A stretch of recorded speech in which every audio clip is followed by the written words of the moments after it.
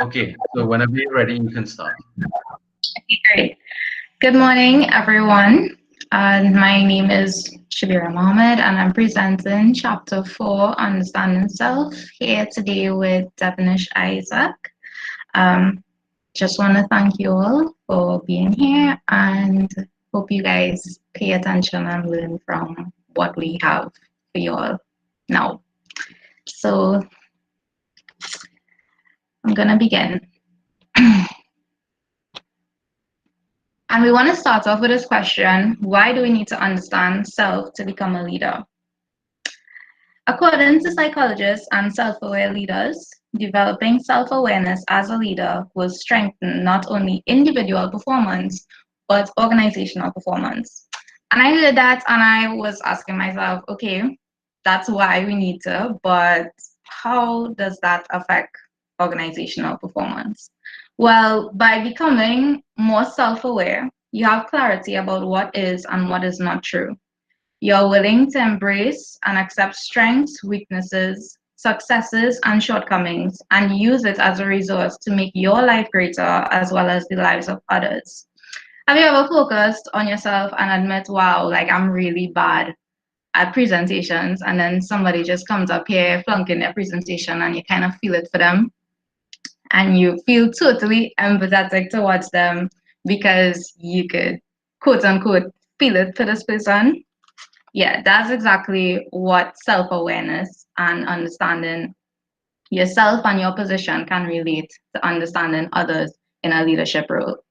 So, we want to start off by defining what self awareness is. What is self awareness? Merriam Webster defines self awareness as an awareness of one's own personality and individuality. And well, I mean, that kind of explains what it is, but what does it really entail? So, self awareness entails focused reflection. Focused reflection, the knowing your preferences for thinking, learning, and relating, and articulating what you believe in. So, basically, it would tell you your strengths, your weaknesses. Well, you have the ability to see your own strengths and weaknesses. There would be preferences and how you think, learn, and relate to people. You would understand, like, for example, if you're a slow talker, you're a shy person, then that would be a self awareness skill. You're able to reflect upon yourself to understand that you have this strength or particular weakness.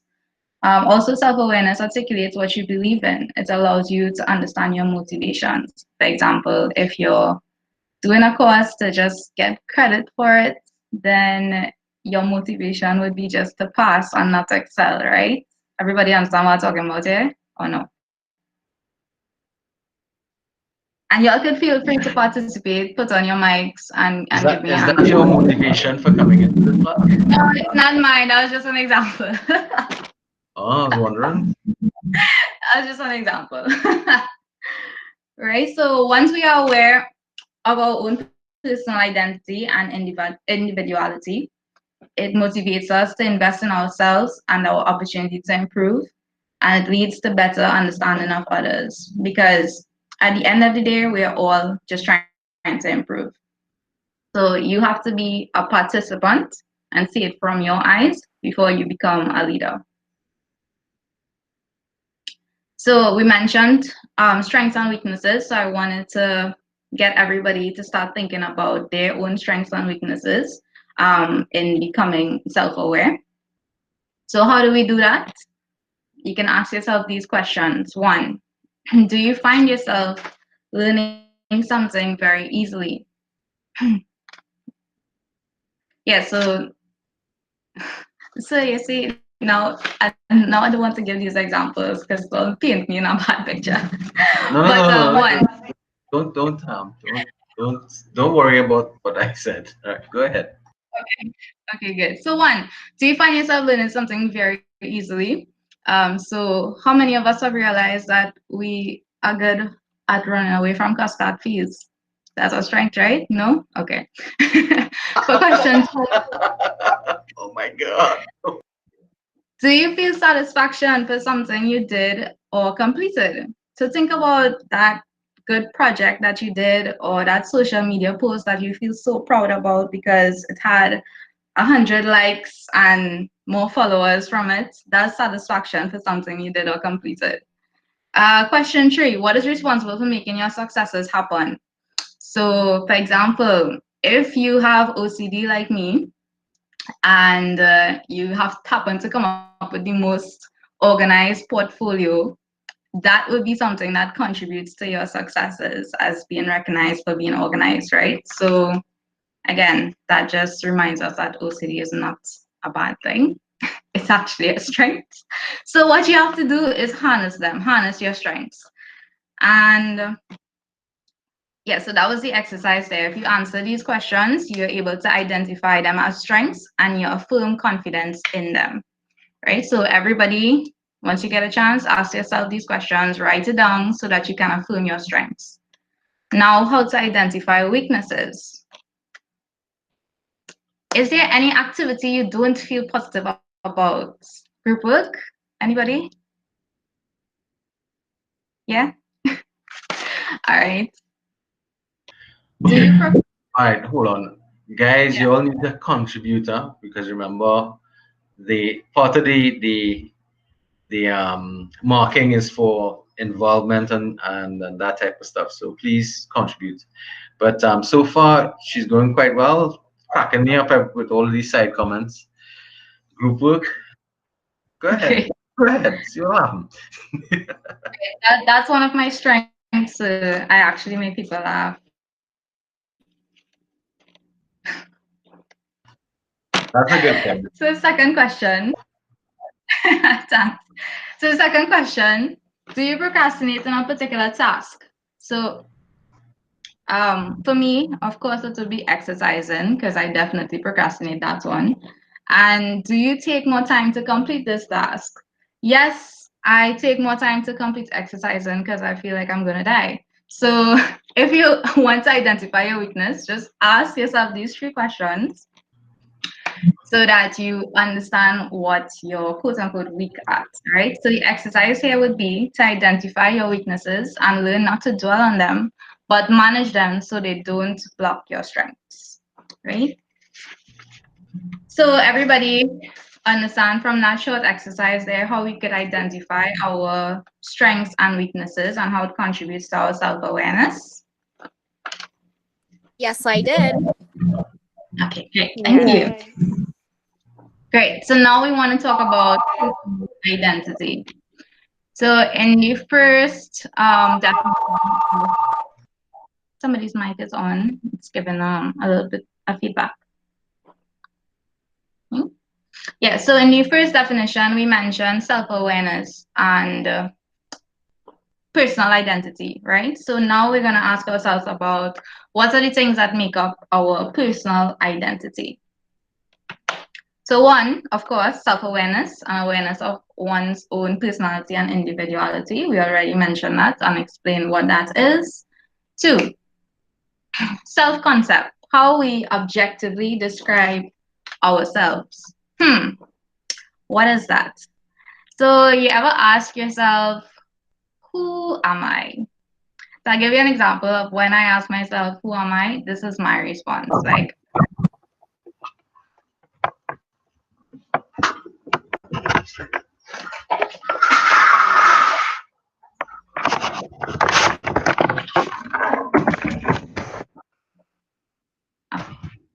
somebody's mic is on.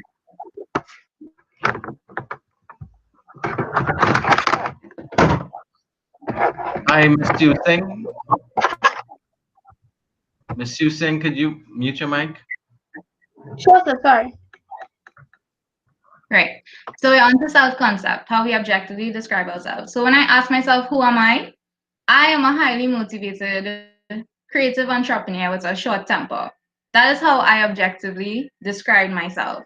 If I were to now say I am a highly motivated, creative entrepreneur with a short temper that feels robbed of the world's rewards because I'm constantly overlooked, then what does that say to you?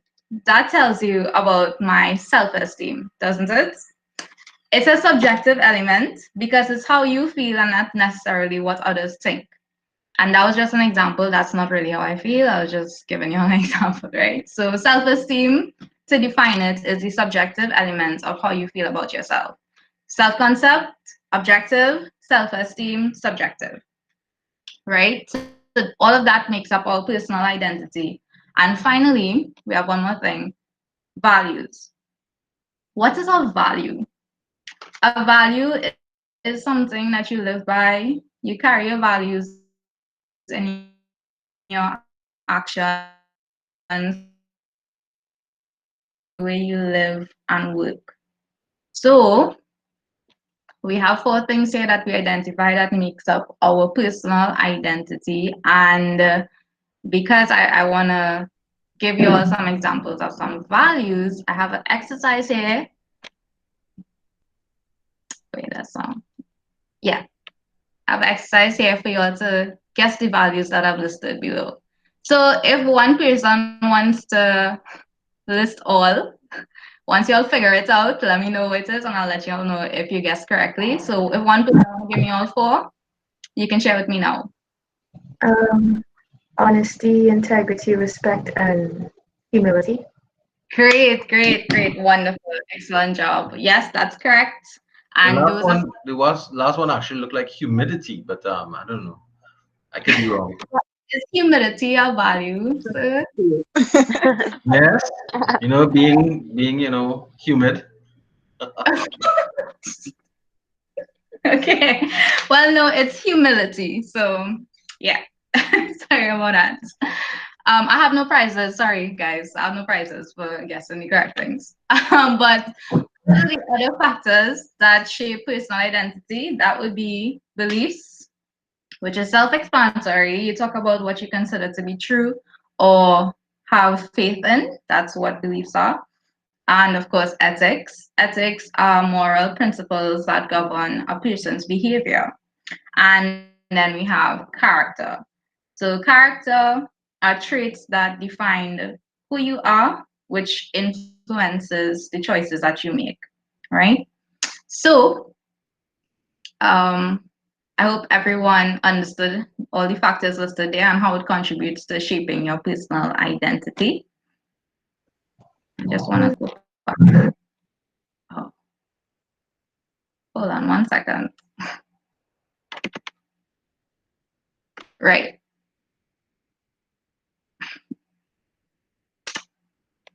Sorry about that.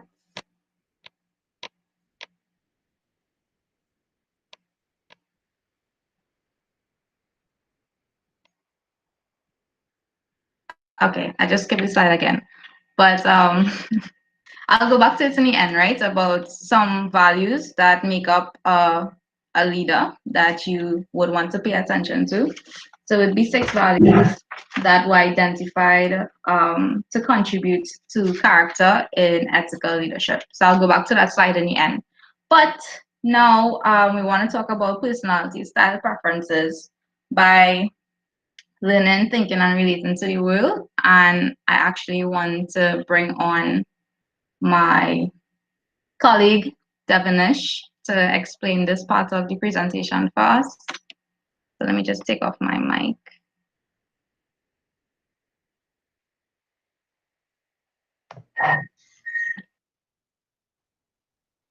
All right, good evening, everyone.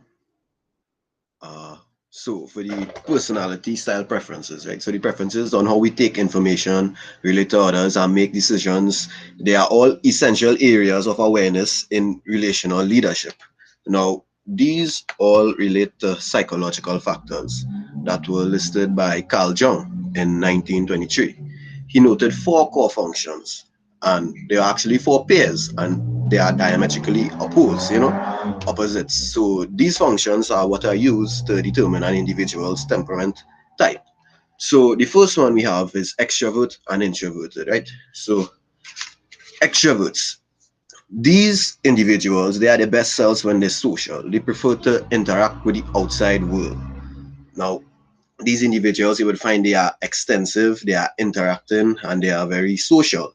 Why? Because that's really where they tend to be their better selves, when they are around other people. As for the introverts, They don't necessarily like being alone in solitude. However, they do their best thinking when alone. They really focus on their internal reflections. That is what makes them them. And they are intensive. They tend to concentrate a lot, and they are rather territorial. So yeah, and with the term extrovert and introvert, it really defines where we get our energy and like our preference of whether the outer world or the inner world. So once again, being extroverted and introverted, it does not mean being outgoing and keeping to yourself. It's really whichever environment, I could say, suits you more comfortably. Moving on to the next one now, we have the sensing and intuitive, right? This is how we gather information, whether we choose to say grounded to reality or we like to think of possibilities. So we either going to be as real as ever or we're going to keep our heads in the clouds. So individual that senses, he would prefer the facts and the minor details, and they would depend on their five senses as they are as realistic as possible. That's their personality type. They're rather the facts, and they prefer the past and the present compared to things like the future and what may happen, as the past and the present is the only things that are certain to them given the experience and the fact that they actually lived through it. And they tend to lean on their experience and their actuality and practicality when it comes to making their decisions. However, for the intuitive individual, they see things as a whole. They look at it from so many different perspectives and they use their imagination and their innovation. They tend to anticipate the future and what it holds, as they are futuristic people. They tend to lean on their hunches, their possibilities, and their ingenuity. So, moving on to the other, we would have the thinking and feeling. This is how we process the information that we receive. It is really a mode of judging. So, individuals that think it is very simple. They like to use logic and rationality. So, as you can see, as stated, that they follow their head over their heart. Now, that's simple. They rather go with their thoughts and what in their mind rather than follow their emotions. These people, they are objective and they are allocated and they are very critique. However, for the individuals that act through their feelings, they tend to base themselves off of the relationships and human values. So it's the opposite of the one before. They tend to lead with their emotions rather than their thoughts. And for that, they are subjective, they are devotional, and they tend to be more appreciative than critique. And for the last one, we have judging and perceiving. This is how we prefer to make our decisions. So a person who judges, they would rather an order, and they are really empaths. They empathize with other people. They tend to understand what they are going through by putting themselves in their positions. And for this, they tend to tie their loose ends and seek closure for their for their scenarios. They are settled, they always plan ahead, and they are fixed individuals. However, the perceiving individuals, they are open-ended and they are flexible because they tend to go with the flow of how things are. And they are very comfortable with leaving things unresolved, a lot like procrastinators, like myself. And these individuals, they tend to be pending, adaptable, and very flexible to their scenarios. And a little exercise you could possibly do for yourself is to determine your own personality preference. That way you would know what is your learning preference and exactly what kind of person you are, and you would know what kind of leader you would want to become. And before we go to the closing, I'll just let my colleague just read out the slide that she had to read out, and that would be it. Thank you.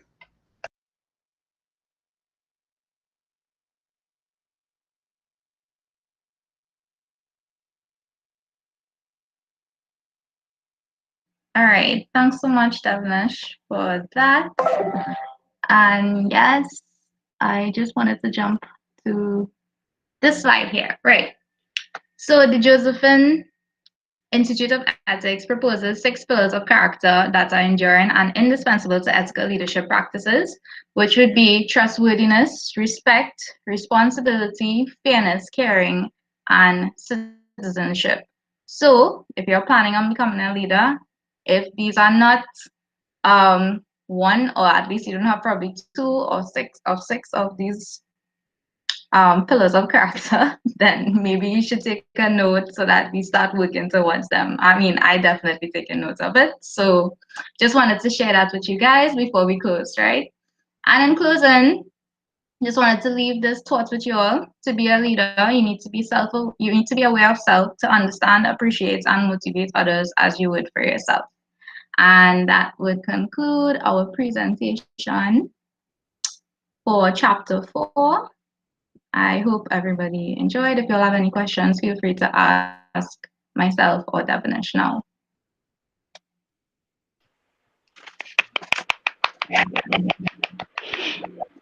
Okay. Thanks, Shania. Yeah, You're thanks. welcome.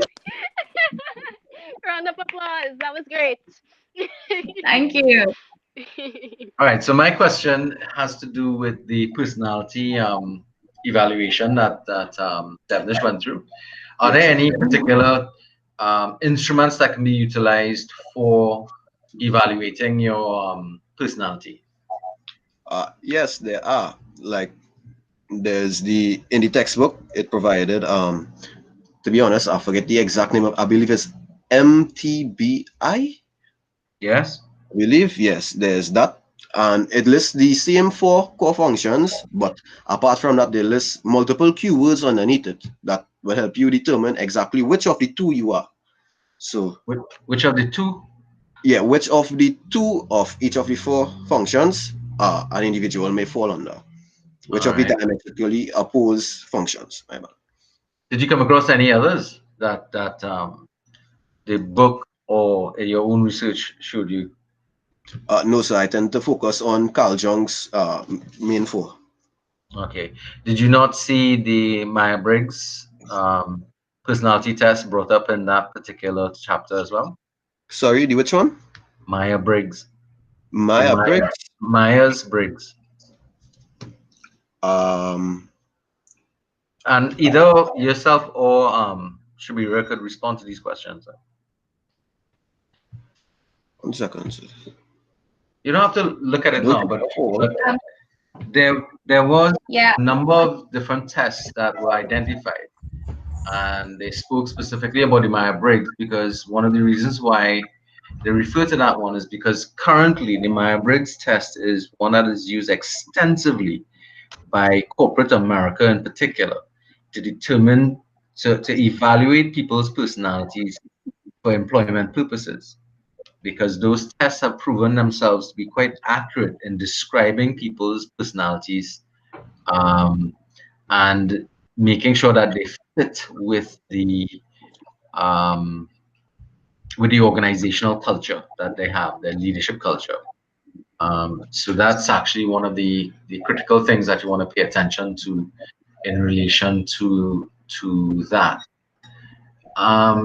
Were there any other elements that you saw in the, and this one goes to probably more to Shabira, sorry. Was there anything in particular about the ethical aspect of individuals that proved to be very important? You went through very quickly the last 7 pillars there, but I think that requires a little more explanation in terms of its importance for leadership. Okay. Anything in particular you'd like me to Well, explain the about it? 7 pillars that you identified there, the ethical pillars that you identified. I think you Yeah. need to kind of go through them in a little more depth because you remember the relational leadership model speaks to um, depends heavily on ethics. In fact, the name of the Right. course is telling you that it's leadership and ethics. So it's one of those things that we can't escape having a lot of discussion about. All right. Mhm. It may be a bit late now to ask you to do that because I don't know if you've um, done enough for that. But can you give us any sort of like further explanation of the 7 that are there? What do they mean? What do they mean? That's as just said, right? Yeah, I believe so. You hear Yeah. me? Okay. All right. So yeah, as you said, sir, it's because it's considered to be, or these 6 pillars of character is considered to be ethical leadership practices because of the fact that it puts leaders in a position to be enduring in times of challenges for motivating their, well, being motivating leaders, or make them indispensable in terms of being tailored to specific needs of the individuals that they are leading. So the trustworthiness part of it, a leader has to be able to have trust from members of their team. They need to be able to relate to these persons and make them feel like they're in a safe environment to talk about their issues before they can attempt to resolve. And of course, having respect for everyone in their team. It shows a high level of character because you're able to extend that level of trust and that level of respect to everybody, to make them feel welcome, to make them feel that they are contributing to whatever position they might be in within the team. You're given responsibility or having um, a responsibility trait is actually something that a leader has to have so that they always feel or they always held accountable for whatever roles that they take up that would make or contribute to the enduring aspect of it. Fairness, of course, when being a leader to a team, there should be fairness that any issues that come up or arise, that leaders are not biased towards particular individuals. And caring, of course, leaders need to be or show that bit of empathy that Devnish would have mentioned before, that empathy to others in situations where the staff or the persons that you're motivating or leading might need that sort of human element to it. Citizenship, of course, that's a little bit self-explanatory there. You need to be that sort of person to kind of show citizenship in a leadership role, so that you know So people understand. what do you mean by citizenship? Sorry, What do you mean by citizenship? Sorry about that. and how it relates to ethical leadership. So leadership It's like and yeah. it's like You the can give me some status examples of of what. it could be like someone adherent to like the states and the laws of the states and like operating under that sort of rules or under those rules that apply to whatever um I guess big larger rules or larger governing practices there are. Like they would be a person to recognize and follow that jurisdiction. I guess that's what I interpret it as. All right. Is that correct? It's partially correct, yeah. But citizenship has to do with being a Okay. good citizen in a country, following rules, regulations, and participating in the the engaging in civic engagement, basically, you know, Okay. and leading by example from that respect. Um, because Okay. again, in a leadership role, one of the things we have to pay attention to, as I spoke about before in the previous presentation, is we need to be looking at the example we're setting to other people in relation to that. Yeah. Okay. All right. Mhm. Anybody else has any questions you want to ask?